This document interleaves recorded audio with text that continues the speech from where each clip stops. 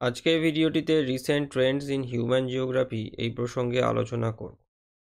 তো মানবীয় ভূগোলের সাম্প্রতিক প্রবণতা বা গতি প্রকৃতি সম্পর্কে শুরুতে যেটা বলবো সেটা হচ্ছে যে মানবীয় ভূগোল সময়ের সাথে সাথে পরিবর্তিত হয়েছে এবং আধুনিক গবেষণা ও প্রযুক্তির অগ্রগতির ফলে এর দৃষ্টিভঙ্গি ও অধ্যয়নের ক্ষেত্র প্রসারিত হয়েছে। বিশ্বায়ন, তথ্য প্রযুক্তি, জলবায়ুর পরিবর্তন এবং সামাজিক অর্থনৈতিক পরিবর্তনের ফলে মানবীয় ভূগোলে নতুন নতুন প্রবণতা সৃষ্টি হয়েছে। অর্থাৎ সময়ের সঙ্গে সঙ্গে মানবীয় ভূগোলের যে আলোচনার ক্ষেত্র, পরিধি ইত্যাদিগুলো পরিবর্তিত হয়েছে। এখন যেহেতু আমরা একটি অতি আধুনিক যুগের মধ্য দিয়ে চলেছি, যেখানেতে তথ্য প্রযুক্তির উন্নতি হয়েছে এবং তার সঙ্গে সঙ্গে আরও বিভিন্ন রকমের আহ, পরিবেশগত সমস্যারও জন্ম হয়েছে। সামাজিক, অর্থনৈতিক, রাজনৈতিক ক্ষেত্রে বিভিন্ন পরিবর্তন হচ্ছে। তো এই মনুষ্য জীবনেতে এই সমস্ত পরিবর্তনের একটি গভীর প্রভাব পড়ছে। আর যেটা মানবীয় ভূগোলের সাম্প্রতিক গতি প্রকৃতির মধ্যে বা প্রবণতার মধ্যে এসেছে, অর্থাৎ মানবীয় ভূগোলের যে আলোচনার ক্ষেত্র তার মধ্যে এই সমস্ত রিসেন্ট যে ট্রেন্ডসগুলো চলছে, সাম্প্রতিক যে সমস্ত ঘটনাবলী মানব সমাজের উপরে প্রভাব বিস্তার করছে, সেই সমস্ত বিষয়গুলি এক এক করে মানবীয় ভূগোলেতে অন্তর্ভুক্ত হয়েছে।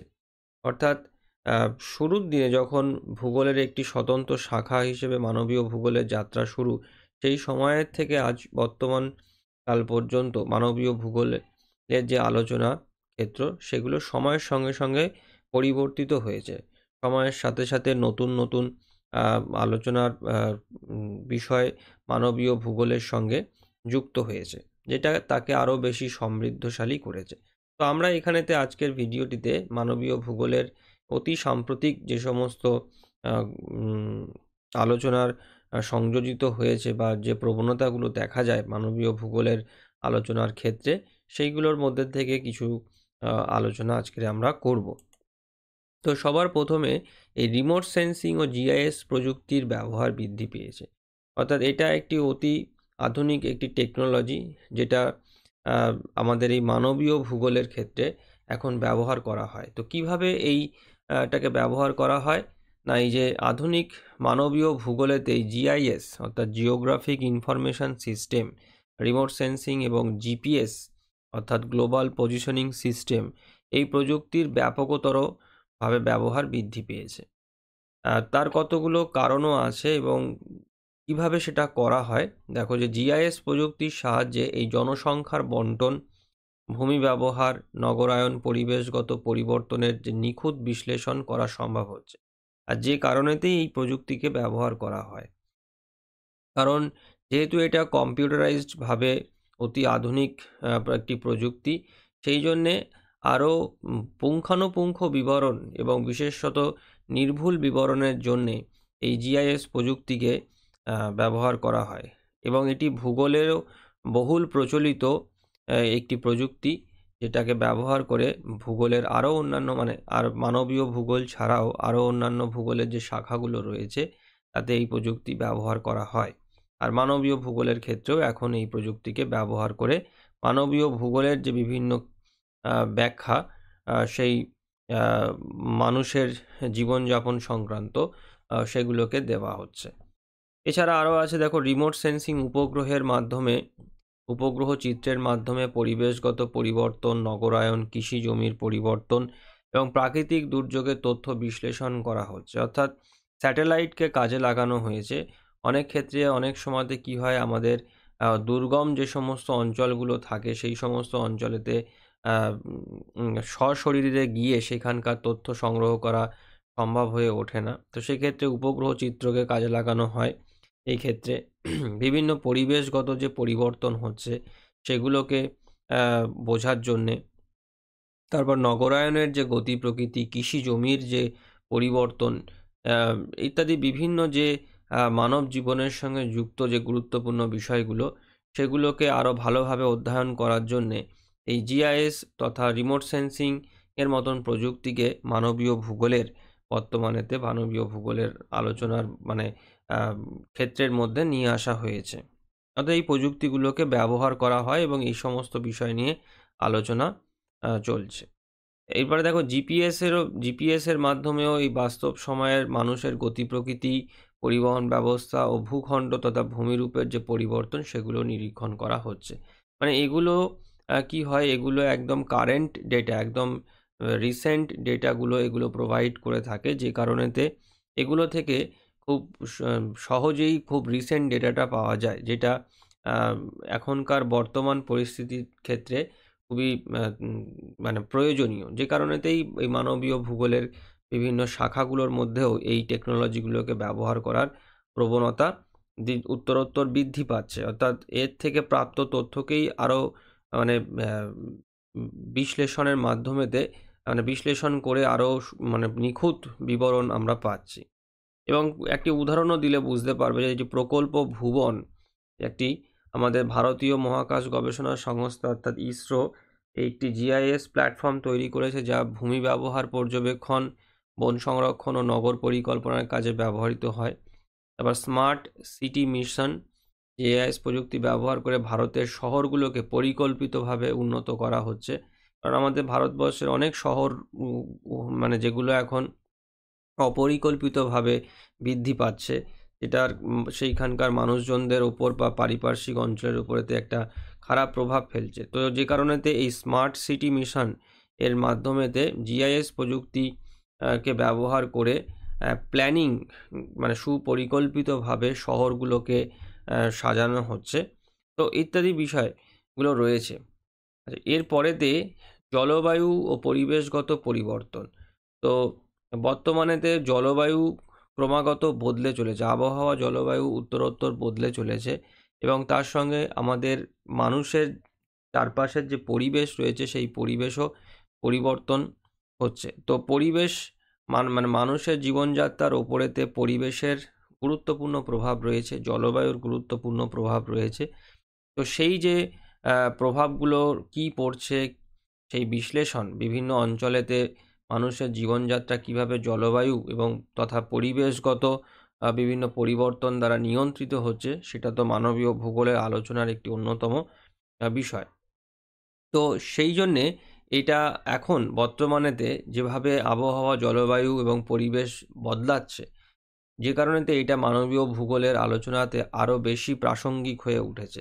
পরিবেশগত দিকটা মানবীয় ভূগোলেতে এখন আরও বেশি পরিমাণেতে আলোচিত হচ্ছে, যেটা একটি সাম্প্রদায়িক গতি মানে প্রবণতা বা রিসেন্ট ট্রেন্ডের মধ্যেই পড়ছে, যেটা ট্রেন্ডিংয়েতে রয়েছে এই আলোচনাটা, যে পরিবেশকে বাদ দিয়ে, জলবায়ুগত পরিবর্তনকে বাদ দিয়ে মানবীয় ভূগোলের আলোচনা এখন মানে করাই হবে না। তো এখানেতে কিভাবে হয় ব্যাপারটা দেখো, যে এই যে জলবায়ু পরিবর্তনের কারণে পরিবেশগত যে ঝুঁকি, যে রিস্ক ফ্যাক্টর, সেটা বাড়ছে, যা মানবীয় ভূগোলের গবেষণার একটি গুরুত্বপূর্ণ দিক হয়ে উঠেছে।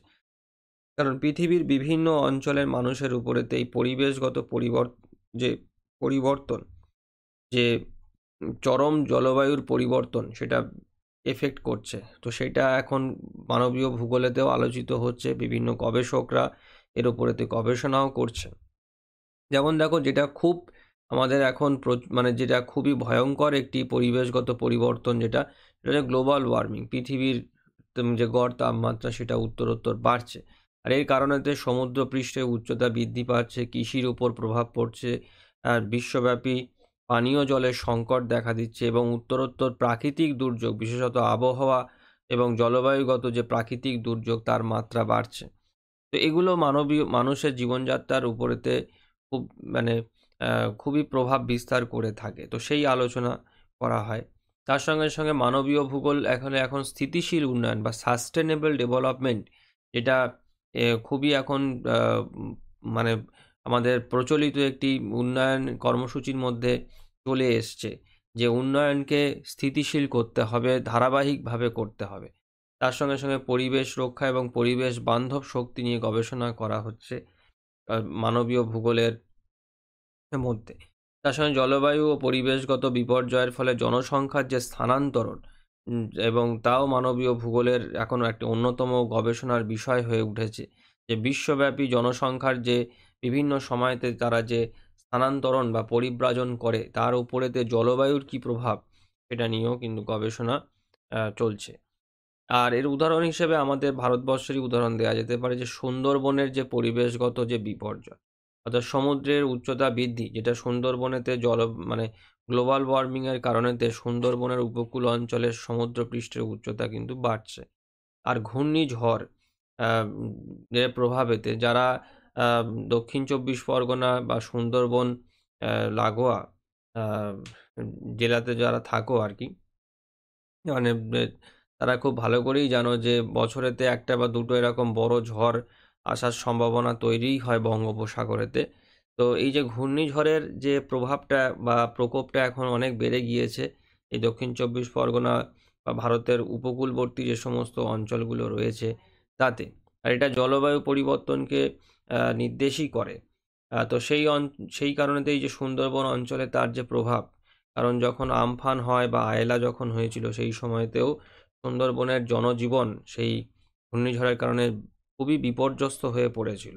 তো তো সেখানকার মানুষের যে জীবনযাপন এই বিপর্যস্ত হয়ে পড়ার যে কারণ এবং যে প্রভাবটা, সেটা কিন্তু মানবীয় ভূগোলেতে এখন এই ধরনের ব্যাপার, মানে পরিবেশগত বিপর্যয় এবং তার ফলে মানুষের জীবনে কি পরিবর্তন আসছে সেখানকার বাসিন্দাদের ওপরেতে, সেটা এখন মানবীয় ভূগোলের আলোচনার মধ্যে কিন্তু এসছে। আর আর একটা রয়েছে আমাদের ভারতবর্ষের রাজস্থানেতে মরুভূমির যে বিস্তার, জলবায়ু পরিবর্তনের ফলেতে এই রাজস্থানে মরুভূমি সম্প্রসারিত হচ্ছে। উষ্ণায়ন বাড়ার কারণেতে মরুভূমি তার এলাকাকে আরও ক্রমাগত বৃদ্ধি করছে, মানে আরও নতুন নতুন কৃষি জমি বা উর্বর জমি পুরো অনুর্বর হয়ে আস্তে আস্তে মরু অঞ্চলেতে পরিণত হয়ে যাচ্ছে, এটা মরুভূমিকে সম্প্রসারিত করছে। তো এটা আমাদের ভারতবর্ষের রাজস্থানের মরুভূমি সংলগ্ন যে অঞ্চল যেগুলো রয়েছে সেইখানেতে এগুলো দেখতে পাওয়া যাচ্ছে, যা কৃষি জমি ও জনবসতির জন্য একটি বড় সমস্যা। যে কৃষি জমির পরিমাণ আস্তে আস্তে কমছে এবং জনবসতিও তার দ্বারা ক্ষতিগ্রস্ত হচ্ছে। তো এই ব্যাপারগুলো বর্তমানে আমাদের মানবীয় ভূগোলের আলোচনার মধ্যে চলে এসেছে। এরপরে দেখো এবারেতে আমি কয়েকটা উন্নয়ন সূচক বা কতগুলো সূচক নিয়ে আলোচনা করব, যেগুলো মানবীয় ভূগোলেতে বর্তমানেতে খুবই প্রাসঙ্গিক হয়ে উঠেছে, কারণ যেহেতু এগুলো প্রত্যেকটাই মানুষের জীবনধারা, মানে মানুষের জীবনযাত্রার সঙ্গে যুক্ত। তো প্রথমেতে যেটা আসে সেটা হচ্ছে মানব উন্নয়ন সূচক বা হিউম্যান ডেভেলপমেন্ট ইন্ডেক্স, বা সংক্ষেপে যেটাকে HDI বলা হয়। তো মানব উন্নয়ন সূচক হলো একটি পরিমাপ যা united nation development programme UNDP দ্বারা তৈরি করা হয়েছে। এটি মূলত একটি দেশের গড় মানব উন্নয়ন পরিস্থিতি বোঝাতে ব্যবহৃত হয়। অর্থাৎ একটি দেশের মানুষজনের যে উন্নয়ন, তাদের দৈনন্দিন জীবনে কতটা তারা ভালো আছে, স্বচ্ছন্দে আছে, সামগ্রিকভাবে তার একটা বিচার করা হয়। বিভিন্ন ক্ষেত্রগুলোকে দেখা হয়, সেগুলো দেখে সামগ্রিকভাবে বিচার করা হয়। আর প্রধানত এই HDI যখন ক্যালকুলেট করা হয় তখন তিনটি উপাদানের উপরে সবথেকে বেশি জোর দেওয়া হয়, যেটা হচ্ছে প্রত্যাশিত আয়ু। অর্থাৎ কোনো দেশের জনগণের আয়ু কত বছর, মানে একটা দেশের জনগণ গড়ে কত বছর পর্যন্ত বাঁচে, সেই প্রত্যাশিত আয়ু দেখা হয়। তারপর শিক্ষা, গড় শিক্ষার বছর এবং প্রত্যাশিত শিক্ষার বছর পরিমাপ করা হয়। আর আর্থসামাজিক অবস্থা অর্থাৎ মাথাপিছু বা পার ক্যাপিটা ইনকাম নির্ধারণ করা হয়। আর সামগ্রিকভাবে এই ডেটাগুলোকে কালেক্ট করা হয় এবং আলটিমেটলি HDI ক্যালকুলেট করা হয়। তো এই সূচকের মাধ্যমেতে যেটা বোঝা যায় সেটা হচ্ছে যে একটি দেশ কতটা উন্নত বা অনুন্নত এবং সামাজিক কল্যাণের ক্ষেত্রে তাদের অবস্থা কেমন, যেটা খুবই খুবই গুরুত্বপূর্ণ এই মানবীয় ভূগোলেতে। কারণ একটা দেশের মানে একটা দেশের বা একটা কোনো অঞ্চলকে যদি ধরা হয়, সেই অঞ্চলের মানুষদের যে মানে সে কোন পরিস্থিতিতে রয়েছে, সে উন্নত না অনুন্নত, তার আর্থসামাজিক অবস্থাটা কী, ইত্যাদি যে বিষয়, সেখানকার শিক্ষার মান কীরকম, তাদের গড় আয়ু কত, ইত্যাদি যে গুরুত্বপূর্ণ যে বিষয়গুলো, যেগুলো এই মানব উন্নয়ন সূচক থেকে বেরিয়ে আসে, যেটা মানব মানে মানবীয় ভূগোলেতে আলোচনার ক্ষেত্রে বিভিন্ন অঞ্চলের মানুষের উন্নয়নকে দেখার মানে বর্ণনা করার জন্যে এটা খুবই খুবই ইম্পর্ট্যান্ট একটি সূচক। আর এর উদাহরণ যদি বলা যায়, দেখো যদি, তাহলে হচ্ছে যে সাম্প্রতিক যে প্রতিবেদন যেটা বেরিয়েছে, তাতে ভারতের যে HDI তে উন্নতি করলেও আঞ্চলিক ও সামাজিক স্তরে বৈষম্য এখনও রয়ে গেছে। অর্থাৎ ভারতবর্ষ সামগ্রিকভাবে হিউম্যান ডেভেলপমেন্ট ইন্ডেক্সের ক্ষেত্রে একটু উন্নতি করলেও ভারতবর্ষের যে অন্যান্য যে সমস্ত রাজ্য, বা যদি আমি স্পেসিফিক ভারতবর্ষের অঞ্চলগুলোকে যদি নিই, সেখানেতে কিন্তু এই আঞ্চলিক এবং সামাজিক বৈষম্য কিন্তু এখনও রয়ে গেছে। পুরোপুরি সামগ্রিকভাবে ভারত কিন্তু এই অঞ্চল বা সামাজিক দিক থেকে এখনও পর্যন্ত সেই উন্নতির জায়গায় কিন্তু পৌঁছায়নি। বিশেষত দেখো, এই দক্ষিণ ভারতের রাজ্যগুলোকে যদি দেখা হয়, এগুলো তুলনামূলকভাবে এগিয়ে আছে। আমাদের ভারতবর্ষের দক্ষিণের বা সাদার্ন স্টেট যেগুলো, সেগুলোর উন্নতি অনেকটাই হয়েছে, হিউম্যান ডেভেলপমেন্ট ইন্ডেক্সেতে সেটাই বলে। কিন্তু বিহার, উত্তরপ্রদেশের মতন যে রাজ্যগুলো, এগুলো কিন্তু অনেক অনেক পিছিয়ে আছে হিউম্যান ডেভেলপমেন্ট ইন্ডেক্সের সাপেক্ষে।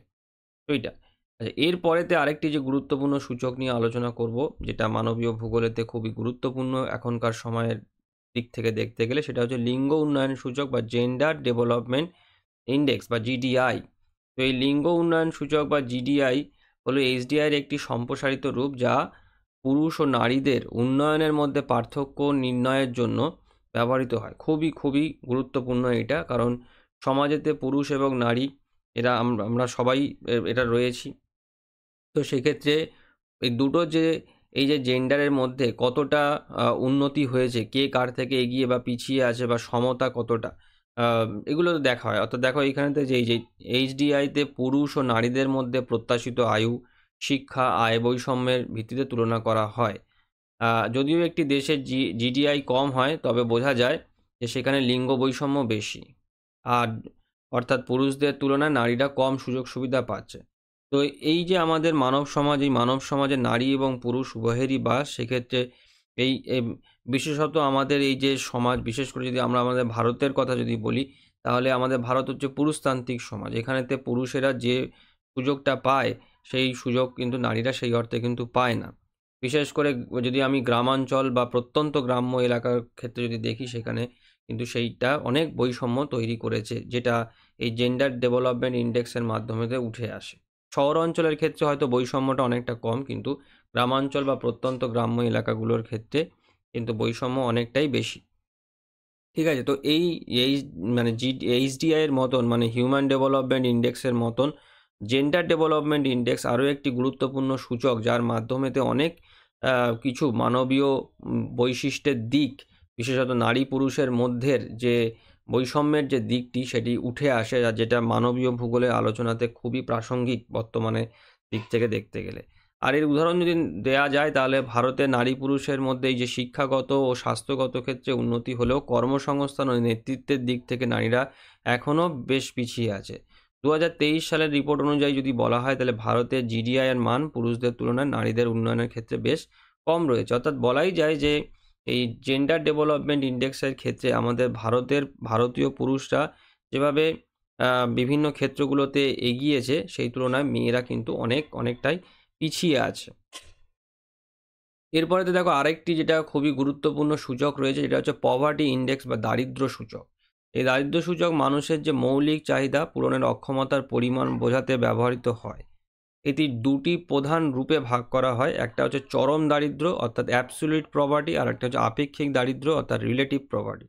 তো চরম দারিদ্র্য হচ্ছে যেখানে একজন ব্যক্তি ন্যূনতম জীবন ধারণের চাহিদা পূরণ করতে অক্ষম হয়, অর্থাৎ তার বেঁচে থাকার জন্য যে ন্যূনতম জিনিসগুলোর প্রয়োজন, সেই ন্যূনতম জিনিসগুলোরও সে হচ্ছে তার কিনতে পারে না, বা তার চাহিদাটা সে পূরণ করতে পারে না। আর আপেক্ষিক বা রিলেটিভ পভার্টি হচ্ছে যেখানে ব্যক্তি বা গোষ্ঠী সমাজের অন্যান্য অংশের তুলনায় দরিদ্র অবস্থায় রয়েছে বা থাকে। আর এটা হচ্ছে জাতিপুঞ্জের মাল্টি ডাইমেনশনাল পভার্টি ইন্ডেক্স তৈরি করেছে, যা স্বাস্থ্য, শিক্ষা ও জীবনের মানের উপর ভিত্তি করে এই দারিদ্র্যের পরিমাপ করে। তো আমাদের পৃথিবীর ভূপৃষ্ঠের উপরে যে মানব সমাজ রয়েছে, সেই মানব সমাজের এই অর্থনৈতিক যে অবস্থাটি, সেই অবস্থাটা সব জায়গাতে কিন্তু সমান নয়, যেটা মানবীয় ভূগোলের একটা গুরুত্বপূর্ণ আলোচনার বিষয়। এবং সেই জিনিসটাকে আরও ভালোভাবে আলোচনা করার জন্য যে ডেটাটা চাই, সেই ডেটাটা হচ্ছে এই দারিদ্র্য সূচক বা পভার্টি ইন্ডেক্সের মাধ্যমেতে পাওয়া যায়। তো আমাদের ভারতীয় উদাহরণ যদি বলা হয়, তাহলে দেখো যে 2024 সালের রিপোর্ট অনুযায়ী ভারতের দারিদ্র্যের হার কম হলেও গ্রামীণ ও শহরে দরিদ্র জনগোষ্ঠীর মধ্যে বৈষম্য এখনও প্রকট। অর্থাৎ গ্রামীণ মানুষদের যে আয়, এবং শহরে মানুষদের যে আয়, এই দুটোর মধ্যে যদি দেখা যায় গ্রামীণ এলাকা এবং শহর এলাকার মধ্যে, সেখানে কিন্তু একটা যথেষ্ট দারিদ্রতা কিন্তু চোখে পড়ার মতন।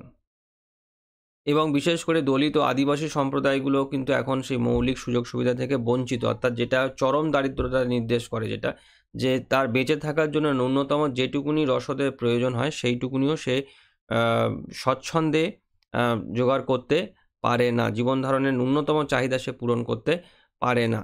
অর্থাৎ আমাদের ভারতবর্ষের কিন্তু প্রত্যন্ত গ্রাম্য এলাকাগুলোতে, বিশেষত দলিত বা আদিবাসী সম্প্রদায়ভুক্ত যে সমস্ত এলাকাগুলো রয়েছে, সেখানে কিন্তু দারিদ্র্যের করুণ চিত্র কিন্তু চোখে পড়ে। আর মানবীয় ভূগোলের দৃষ্টিকোণ থেকে, যেহেতু মানবীয় ভূগোল পৃথিবীর ভূপৃষ্ঠের ওপরেতে বিভিন্ন মানব সমাজের বিভিন্ন দিকগুলোকে তুলে ধরে, সেই জন্যে বর্তমান আলোচনাতে এই দারিদ্র সূচকের মাধ্যমেতে যে মানব সম্প্রদায়ের যে অবস্থাটা, সেই অবস্থাটা ব্যাখ্যা করার চেষ্টা করা হয়। তো খুবই প্রাসঙ্গিক এই সূচকটি। এরপরে আরেকটি বিষয় যেটা রয়েছে, সেটা হচ্ছে যে স্থিতিশীল উন্নয়ন এবং পরিবেশগত চ্যালেঞ্জ। মানে শুধু মানবীয় ভূগোল নয়, এই স্থিতিশীল উন্নয়ন বা সাস্টেনেবল ডেভেলপমেন্টের এই কনসেপ্টটা আরও অন্যান্য ক্ষেত্রে এখন মানে ইন্ট্রোডিউস হয়েছে। ভূগোলে আরও অন্যান্য যে সমস্ত শাখা আছে, সেই সমস্ত শাখার মধ্যেও এই সাস্টেনেবল ডেভেলপমেন্টের নিয়ে আলোচনা হচ্ছে। আর তার সঙ্গে সঙ্গে পরিবেশগত চ্যালেঞ্জ, পরিবেশটা এখন খুবই গুরুত্বপূর্ণ একটা বিষয় হয়ে উঠেছে বিভিন্ন দিক থেকে। আর ভূগোল তো বরাবরই পরিবেশকে নিয়ে আলোচনা করেই এসছে, এবং যত সময় এসেছে তত আরও বেশি এই পরিবেশগত বিভিন্ন চ্যালেঞ্জ যেগুলো আছে, যে সমস্যাগুলো আছে, সেই সমস্যাগুলোর মোকাবিলার জন্যে এটা আরও বেশি আলোচিত হচ্ছে। তো এই বিষয়টা কিভাবে না হয়, যে এই স্থিতিশীল উন্নয়ন হলো এমন একটি উন্নয়ন যা বর্তমান প্রজন্মের চাহিদা পূরণ করে, কিন্তু ভবিষ্যৎ প্রজন্মের প্রয়োজনে কোনো ক্ষতি সৃষ্টি করে না। আর এটি তিনটি প্রধান মানে স্তম্ভের উপর ভিত্তি করে গঠিত হয়, অর্থাৎ অর্থনৈতিক স্থায়িত্ব, সামাজিক ন্যায় বিচার আর পরিবেশ সংরক্ষণ। অর্থাৎ স্থিতিশীল উন্নয়নটা হচ্ছে এমনই যে এখন বর্তমানের যে প্রজন্ম যারা রয়েছে, সেই প্রজন্মের সব রকম চাহিদাকে পূরণ করবে, কিন্তু সেই চাহিদা পূরণ করার পাশাপাশি ভবিষ্যৎ প্রজন্মের জন্যে খেয়াল রাখবে যাতে ভবিষ্যৎ প্রজন্ম কোনো সম্পদ বা তাদের যে চাহিদা, সেই চাহিদা যাতে তারা পূরণ করতে পারে, তাতে যারা বিঘ্নিত না হয়, কোনো সমস্যাতে সৃষ্টি না হয়। অর্থাৎ উন্নয়নকে স্থিতিশীল করতে হবে, যে আমি আজকের সমস্ত সম্পদকে ব্যবহার করে উন্নয়নের সম্পূর্ণ শীর্ষে চলে গেলাম, কিন্তু আগামী বছরেতে দেখা যাচ্ছে যে সম্পদের ঘাটতির জন্যে যে উন্নয়নের শীর্ষে আমি পৌঁছেছি, সেখান থেকে আস্তে আস্তে আমার পতন হচ্ছে। তো সেটা যাতে না হয়, সেই জন্য উন্নয়নকে পরিকল্পনা মাফিক এই বিভিন্ন পরিবেশগত চ্যালেঞ্জগুলোকে মোকাবিলা করে পরিকল্পনা মাফিক উন্নয়নকে স্থিতিশীল করা হয়, যাতে বর্তমান প্রজন্ম মধ্যে এবং আগামী ভবিষ্যৎ প্রজন্মের মধ্যেও এই উন্নয়নের ধারাটা যাতে বজায় থাকে। আর এর উদাহরণ যদি দেওয়া যায়, তাহলে হচ্ছে যে ভারতে এই যে উন্নয়নের পাশাপাশি পরিবেশগত সমস্যাগুলি বেড়েছে, এবং শহরায়ন মানে নগরায়ন, যেটাকে আরবানাইজেশন আমরা বলছি, সেইটা বেড়েছে। আরও শহর নিত্য নতুন শহরি এলাকা মানে বাড়ছে, বা তার জন্য বায়ু দূষণ, কৃষি জমির অবক্ষয় এবং জল সংকটের মতো সমস্যাগুলো স্থিতিশীল উন্নয়নের জন্য বড় বাধা হয়ে দাঁড়িয়েছে। অর্থাৎ স্থিতিশীল উন্নয়নকে মানে উন্নয়নকে স্থিতিশীল করতে গেলেই এখন বর্তমানে এই পরিবেশগত বিভিন্ন চ্যালেঞ্জগুলো আসছে, যেগুলোকে ঠিকঠাকভাবে সমাধান করতে হবে, বা মোকাবিলা যদি করতে না পারা যায়, তাহলে স্থিতিশীল উন্নয়ন কিন্তু আমরা করতে পারবো না।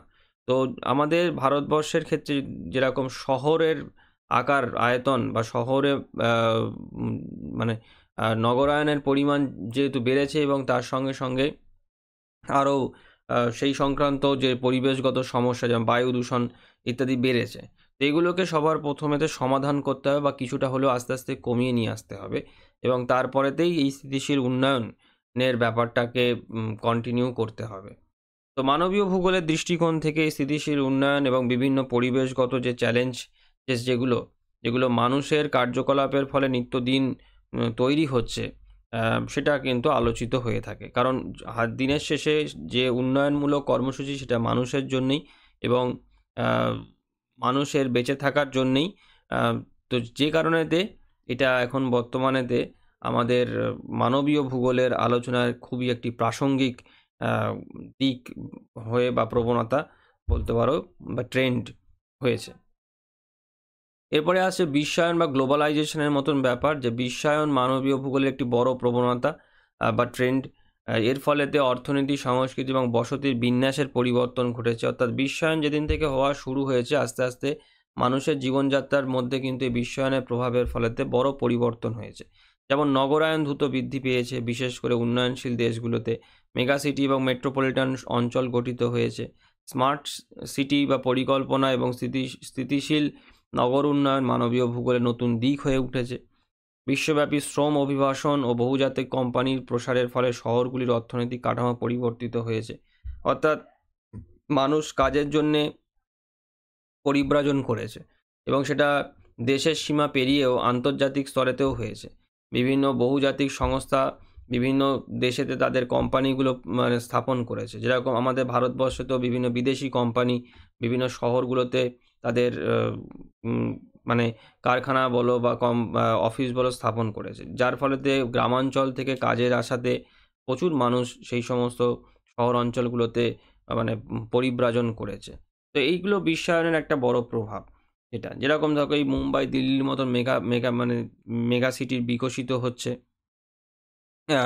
তারপরে বেঙ্গালুরু, পুনে, হায়দ্রাবাদের তথ্য প্রযুক্তি বা আইটি হাব হয়ে উঠেছে, যেখানে বহুজাতিক বিভিন্ন কোম্পানির উপস্থিতি লক্ষণীয়। তো এগুলো আমাদের এই গ্লোবালাইজেশনের ফলেতেই হয়েছে। অর্থাৎ বিশ্বের বিভিন্ন প্রথম সারির যে সমস্ত আইটি কোম্পানি বা অন্যান্য সেক্টরগুলোর যে সমস্ত কোম্পানি আছে, সেগুলো আমাদের ভারতবর্ষের বিভিন্ন যেসব মেগা সিটি বা বড় বড় যে সমস্ত শহর অঞ্চলগুলো রয়েছে, তাতে তাদের অফিস করেছে বা কোম্পানি স্থাপন করেছে, যেখানেতে কাজের জন্যে বহু মানুষ গ্রামাঞ্চল থেকে বা ছোট শহরগুলো থেকে পরিব্রাজন করেছে এবং সেখানেতে কর্মরত রয়েছে।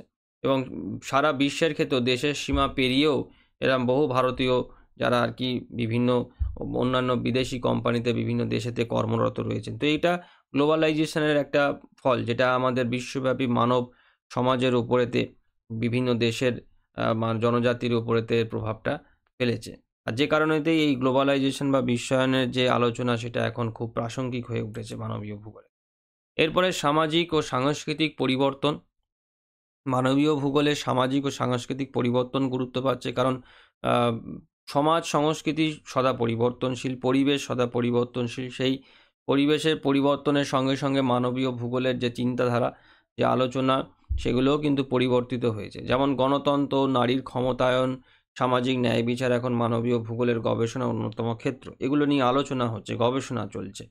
ভাষা, ধর্মীয় বৈচিত্র্য, সাংস্কৃতিক গ্লোবালাইজেশন মানবীয় ভূগোলের অন্তর্ভুক্ত হয়েছে। সোশ্যাল মিডিয়া এবং ডিজিটাল যোগাযোগের বিস্তার মানুষের স্থানিক যোগাযোগকে বদলে দিচ্ছে, যা সাংস্কৃতিক ভূগোলের একটি গুরুত্বপূর্ণ প্রবণতা।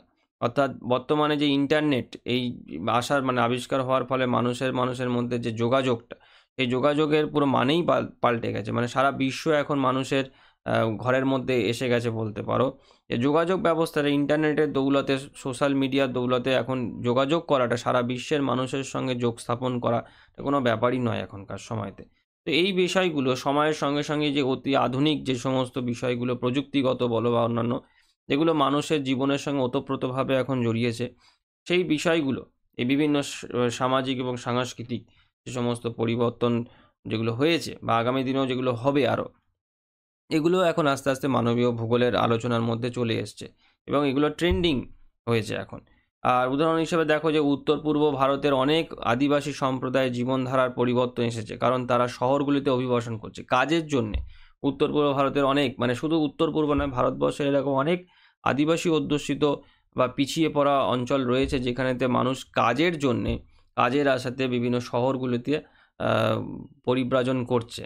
এটা ভারতীয় সংস্কৃতির বিশ্বব্যাপী জনপ্রিয় হয়ে উঠছে ক্রমাগত। আস্তে আস্তে আমাদের ভারতীয় যে সংস্কৃতি, তার ইম্পর্টেন্স বিশ্ববাসীর কাছে আস্তে আস্তে হচ্ছে, যে কারণেতে আমাদের ভারতীয় যে সংস্কৃতি, এটা জনপ্রিয় হচ্ছে। এবং এটা অন্যান্য দেশের ক্ষেত্রেও হতে পারে, বিভিন্ন দেশে, শুধু যে ভারতবর্ষ বলে নয়। মানবীয় ভূগোল তো কোনো দেশের সীমা তো আর না, সারা পৃথিবীর সমস্ত মানুষের নিয়েই তার আলোচনা, সমস্ত অঞ্চল হিসেবে তার আলোচনা। তো যে কারণেতে এই জিনিসগুলো সারা বিশ্বব্যাপী এই সামাজিক এবং সাংস্কৃতিক পরিবর্তন ক্রমাগত হচ্ছে, এবং সেই পরিবর্তনের যে প্রভাবটা মানুষের জনজীবনের বা জীবনযাত্রার ওপরে যে পড়ছে সেই প্রভাবগুলোকে নিয়ে আলোচনা, সেগুলোকে নিয়ে গবেষণা কিন্তু এখন মানবীয় ভূগোলেতে খুব প্রাসঙ্গিক হয়ে উঠেছে। এর পাশাপাশি অর্থনৈতিক পরিবর্তনও মানবীয় ভূগোলের একটা বড় গবেষণার ক্ষেত্র হয়ে উঠেছে। যে পরিবেশ বান্ধব শক্তি, সবুজ অর্থনীতি গুরুত্ব বাড়ছে। অর্থাৎ যেহেতু পরিবেশ দূষিত হচ্ছে, বিশ্ব উষ্ণায়ন হচ্ছে বা আরও বিভিন্ন রকম পরিবেশগত যে সমস্যাগুলো হচ্ছে, আর এর বেশিরভাগটাই কিন্তু এই ইকোনমিক মানে সঙ্গে যুক্ত। কারণ শিল্পায়ন, শিল্প কারখানা স্থাপন কিন্তু, অর্থাৎ সেই যে শিল্প বিপ্লব যেটা হয়েছিল, সেই শিল্প বিপ্লবের পর থেকেই কিন্তু আস্তে আস্তে পরিবেশ দূষণ কিন্তু বাড়তে থেকেছে। আর যেটা কিন্তু কমেনি, সেটা উত্তরোত্তর বেড়েছে এবং তার ফলেতে বিভিন্ন রকম পরিবেশগত সমস্যা জন্ম দিয়েছে। আর এই শিল্পায়ন তো মানব সভ্যতারই দান। অর্থাৎ আ মানুষের দ্বারাই এই শিল্পায়ন হয়েছে এবং যে অর্থনৈতিক উন্নতি হচ্ছে সেটাও মানুষের দ্বারাই ঘটছে। তো সেই কারণেতেই এই পরিবেশগত যে সমস্ত সমস্যাগুলো তৈরি হয়েছে সেগুলো বেশিরভাগটাই জন্য মানুষই দায়ী। তো সেগুলোকে আস্তে আস্তে কমিয়ে নিয়ে আসা বা কীভাবে করা যেতে পারে বা তার যে প্রভাবগুলো মানুষের ওপরেতে পড়ছে, সেই জিনিসগুলো নিয়ে মানবীয় ভূগোলেতে আলোচনা কিন্তু হচ্ছে। অর্থাৎ অর্থনৈতিক বিভিন্ন পরিবর্তন, যে আস্তে আস্তে অর্থনীতি যে মানে পরিবর্তিত হচ্ছে, সেই বিষয়গুলোকে নিয়ে আলোচিত হচ্ছে। কারণ অর্থনীতি মানুষের জীবনের একটি গুরুত্বপূর্ণ অংশ। যেটা তার সঙ্গে সঙ্গে দেখো শিল্পাঞ্চলের স্থান পরিবর্তন বা কৃষির আধুনিকীকরণের মতন অর্থনৈতিক ভূগোলে গুরুত্বপূর্ণ বিষয়। কারণ অর্থনৈতিক ভূগোল মানবীয় ভূগোলের একটি অন্যতম শাখা। তো সেই শাখাতে এই বিষয়গুলো আলোচিত হচ্ছে। তারপর ই-কমার্স বা ডিজিটাল অর্থনীতি অনেক অর্থনৈতিক ভূগোলের একটি নতুন দিক হয়ে উঠেছে। যা শহর এবং গ্রামীণ অর্থনীতিতে বড় পরিবর্তন আনছে, সেই বিষয়গুলোকে নিয়ে আলোচনা। উদাহরণ হিসেবে বলা যেতে পারে যে ফ্লিপকার্ট বা রিলায়েন্স ডিজিটাল বা আরও যে সমস্ত প্ল্যাটফর্মগুলো রয়েছে, এরা ভারতের অর্থনীতিতে নতুন মাত্রা যোগ করেছে। এছাড়াও বৈদ্যুতিক যানবাহনের প্রচলন, যেমন টাটা বা ওলার মতন ইলেকট্রিক গাড়ির জনপ্রিয়তা আস্তে আস্তে বৃদ্ধি পাচ্ছে। মানুষ পেট্রোল বা ডিজেল চালিত যানবাহন আস্তে আস্তে কমানোর চেষ্টা করছে। সেই জায়গাটাতে ইলেকট্রিক গাড়ি বা ইকো ফ্রেন্ডলি যে সমস্ত গাড়ি, যেগুলো পরিবেশ দূষণের মাত্রাটা কম করবে, সেইগুলো ব্যবহার করছে এবং তার ফলেতে সেই সেক্টরের একটা অর্থনৈতিক ভালো ভিত কিন্তু তৈরি হচ্ছে। তো ইত্যাদি বিভিন্ন বিষয়গুলো মানবীয় ভূগোলেরতে আলোচিত হচ্ছে বা মানবীয় ভূগোলের যে শাখা রয়েছে সেই শাখাতে আলোচনা হচ্ছে। আরেকটি যেটা রয়েছে সেটা হচ্ছে রাজনৈতিক পরিবর্তন, খুবই গুরুত্বপূর্ণ। কারণ রাজনৈতিক ভূগোল মানবীয় ভূগোলের একটি অন্যতম শাখা এবং প্রত্যেকটা পৃথিবীব্যাপী বিভিন্ন দেশের রাজনৈতিক পরিবর্তন কিন্তু হতেই থাকে। তাদের মধ্যে রাজনৈতিক যে সম্পর্ক, বিভিন্ন দেশের মধ্যে যে কূটনীতিক যে সম্পর্ক, সেটা কিন্তু পরিবর্তন হতেই থাকে। সময়ের সঙ্গে সঙ্গে পরিবর্তন হয়। মানে যে জিওপলিটিক্যাল যে ব্যাপারটা যেটা, সেটা পরিবর্তিত হতে থাকে। আর ভূগোলেতে এই ধরনের বিষয়ে কিন্তু আলোচনা করা হয়ে থাকে যে ভৌগোলিক দৃষ্টিভঙ্গি থেকে এই ধরনের রাজনৈতিক পরিবর্তনের গুরুত্বটা কী।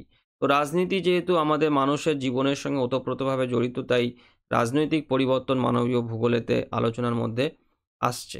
অর্থাৎ যে সীমান্তগত যে সমস্যা, আঞ্চলিক সংঘাত বা জিওপলিটিক্স বা ভূ রাজনীতি গুরুত্বপূর্ণ হয়ে উঠছে। সাইবার নিরাপত্তা এবং ডিজিটাল সার্বভৌমত্ব যেটাকে বলা হয়, এই এগুলোও গবেষণার নতুন ক্ষেত্র হয়ে উঠেছে। কারণ ডিজিটালি আমরা এখন বিভিন্ন মানে যেহেতু আমাদের ইন্টারনেট এসছে, আমরা ইন্টারনেটকে ব্যবহার করছি খুব খুব এবং বিভিন্ন সোশ্যাল মিডিয়াতে আমরা অ্যাক্টিভ রয়েছি। তো যে কারণেতে আমাদের এই মানুষের জীবনেতে এই সাইবার নিরাপত্তা বা সাইবার সিকিউরিটির যে ব্যাপারটা, সেই বিষয়টাও কিন্তু গুরুত্ব পাচ্ছে। তো যেটা মানবীয় ভূগোলেতে এখন প্রাসঙ্গিক হয়ে উঠেছে। যেহেতু মানুষের জীবনের সঙ্গে এটা যুক্ত, সেই জন্যে। তো আঞ্চলিক অভিবাসন বা ইন্টারন্যাশনাল যে মাইগ্রেশন যেটা হয়, সেইটা শরণার্থী সংস্থা, বিভিন্ন দেশের মধ্যে যে শরণার্থীর যে সমস্যা হয়ে থাকে, বিভিন্ন যুদ্ধকে কেন্দ্র করে যে সমস্ত শরণার্থীগত যে সমস্যা যেটা হয়, তো সেই জিনিসগুলো মানে সেই বিষয়গুলো কিন্তু এই রাজনৈতিক পরিবর্তন করে থাকে। হ্যাঁ? তো সেই জিনিসগুলো যেরকম খুব সাম্প্রতিক যে ইসরায়েলের সঙ্গে যে ইসরায়েল এবং যে গাজাতে যে যুদ্ধ যেটা চলছে সেইটা, বা রাশিয়া ইউক্রেনের যে যুদ্ধ চলছে, এখানেতে যে শরণার্থী সমস্যা যেটা রয়েছে, এই সমস্ত বিষয় মানে এই যুদ্ধকে কেন্দ্র করে সেইখানকার মানুষের জীবনের যে পরিবর্তনটা, এটাও মানবীয় ভূগোলেতে আলোচিত হচ্ছে। বিশেষ করে এই রাজনৈতিক ভূগোলের আলোচনার বিষয় হয়ে উঠেছে সাম্প্রতিক কালে। আর যেরকম যদি উদাহরণ দেওয়া হয়, যেরকম খুব সম্প্রতি আমাদের ভারতে যে লাদাখে যেটা ভারত চীন সীমান্ত বিবাদ, যেটা একটা খুবই গুরুত্বপূর্ণ বিষয়। তার সঙ্গে সঙ্গে ভারত বাংলাদেশের যে স্থল সীমান্ত চুক্তির মাধ্যমে সীমান্ত সমস্যার যে সমাধান ইত্যাদি যে বিষয়গুলো আছে, পলিটিক্যালি যে সমস্ত বিষয়গুলো, সেগুলো মানবীয় ভূগোলেতে আলোচনা হচ্ছে। আর সব শেষেতে, এই দীর্ঘ আলোচনার শেষেতে একটি উপসংহার বা কনক্লুশনে যেটা বলা যায় যে সাম্প্রতিক যে প্রবণতাগুলি দেখা যায় মানবীয় ভূগোলে, যে সেইটা শুধু যে এই যে মানে সাম্প্রতিক প্রবণতাগুলি যে দেখায়, মানে যে সাম্প্রতিক যে গতি প্রকৃতি, যে রিসেন্ট যে ট্রেন্ডস, যেটা যেটা যেটা দেখাচ্ছে কি যে মানবীয় ভূগোল শুধুমাত্র স্থান পরিবেশ অধ্যয়ন করে না, বরং প্রযুক্তি, পরিবেশ, সংস্কৃতি, অর্থনীতি ও রাজনীতির মতো বহু বিষয় নিয়ে গবেষণা করে, আলোচনা করে। তার মধ্যে বিশ্বায়ন, জলবায়ু পরিবর্তন, নগরায়ন এবং প্রযুক্তিগত উন্নয়নের কারণে মানবীয় ভূগোলের গবেষণার ক্ষেত্র দিন দিন কিন্তু বিস্তৃত হচ্ছে, পাল্টে যাচ্ছে সময়ের সঙ্গে সঙ্গে। মানুষের জীবন পাল্টালে মানবীয় ভূগোলের আলোচনার ক্ষেত্রেও কিন্তু আস্তে আস্তে পাল্টে যাবে, কারণ মানুষকে নিয়েই তো আলোচনা, তো সেই কারণেতে। আর সবশেষেতে যেটা, সেটা হচ্ছে যে এই মানবীয় ভূগোল একটি ক্রমবিকাশমান শাখা, যা ভবিষ্যতে আরও নতুন নতুন দৃষ্টিভঙ্গি এবং গবেষণার ক্ষেত্র তৈরি করবে, অর্থাৎ এর পরিধি ক্রমাগত বাড়বে। হয়তো আগামী দিনে আরও এর বিভিন্ন শাখা যা এখন আছে তার থেকে আরও বিভিন্ন শাখায় মানবীয় ভূগোল বিভক্ত হবে, এবং তারা সেই সময়কার পরিপ্রেক্ষিতে আরও নতুন কিছু আলোচনা করবে। তো আজকের ভিডিওটি আমি এখানেতেই শেষ করলাম। সবাই ভালো থেকো। Thank you.